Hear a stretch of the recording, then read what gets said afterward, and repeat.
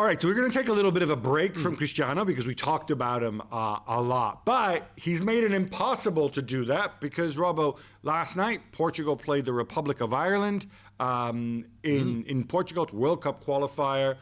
And to help us sort through that, because it was pretty remarkable, is Mark Ogden. Now, in case you were under a rock or you don't know this, Portugal were 1-0 down until minute 89.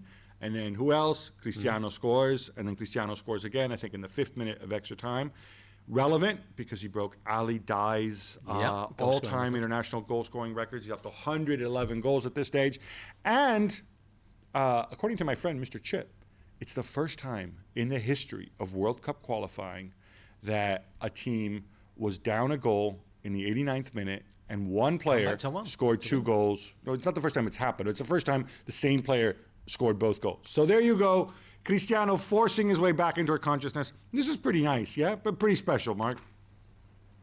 Yeah, absolutely. It was, you know, I think everybody turned up at the stadium last night hoping and expecting him to score the goal to go beyond Ali Dai because, as we know, he equalled Ali Dai during the Euro, so his level, it was his record as well, but he moved clear last night. But it wasn't without its drama because, you know, 10 minutes in, he could have been sent off.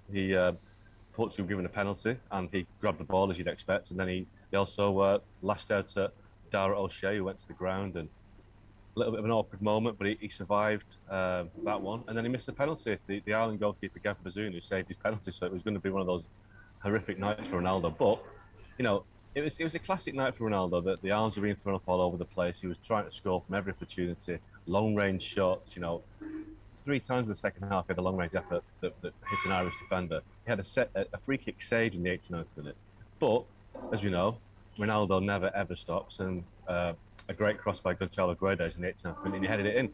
6 minutes later, João Mario, another cross, headed that one in. So he got his 2 goals, and it was an amazing occasion. But I think just what you were talking about earlier about, you know, his performance last night and what it would mean in terms of how, going forward, what will he bring to the Premier League with United.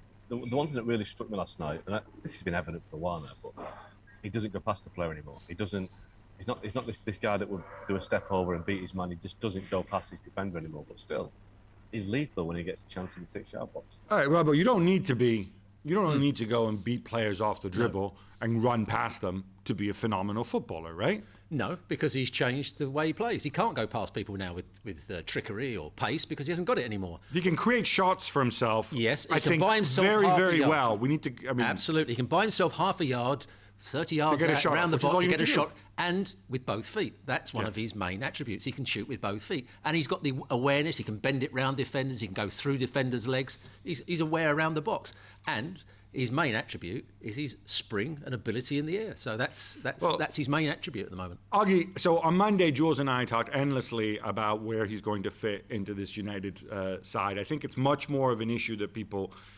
I talked to Robbo before, said, I think a lot of United fans haven't seen him play in the last 3 years and the type of player he is now. But can you tell us a little bit? I watched it on TV. It looked to me like he was a part of a front 3 starting from a wide position.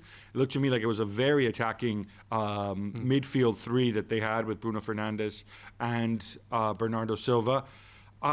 Any clues from last night about how Solskjaer might use him?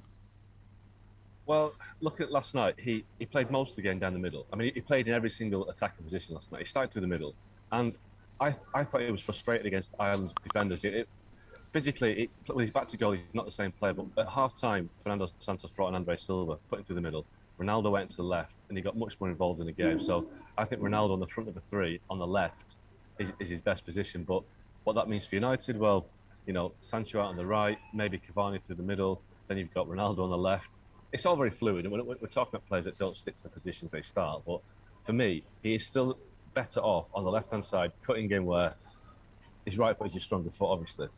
I just think that's where he's a better player. He will drift inside, obviously, and win headers, but you can't play him through the middle. He's not going to be a centre forward in the number 9 sense like Cavani is. Okay, so sorry, because I ask everybody, so we'll be discussing this further. So if that is your 3, Sancho on the right, Cavani, or maybe Solskjaer, if only. Cavani, Greenwood, maybe Rashford, maybe through the middle, and then Cristiano. Is there a man in the hole and 2 holding midfielders, and is that man Bruno Fernandes, or does Bruno Fernandes have to go and adapt to playing in the 3? Well, that's a big question, because last night, for quite a while with Portugal, Bruno Fernandes doesn't perform particularly well. He doesn't link up well with Ronaldo. It's almost like Ronaldo, suffocates him a little bit. But I think the bigger problem for Fernandes with Portugal is Bernardo Silva. Everything goes through Bernardo Silva. At United, his issue will be Pogba, whether it all goes through Pogba. So I think the Bruno Fernandes question is a big one, where he fits in. I'd imagine he will be the guy in the hole. But even last night, Ronaldo did drop into that number 10 role as the game wore on to try and get more into the game. So with Ronaldo, he will play wherever he wants, and he will get in people's way, and he will suffocate the space. So it'll be interesting to watch. Obviously, Ole Gunnar Solskjaer is a tactical genius, and he'll find a way. Well,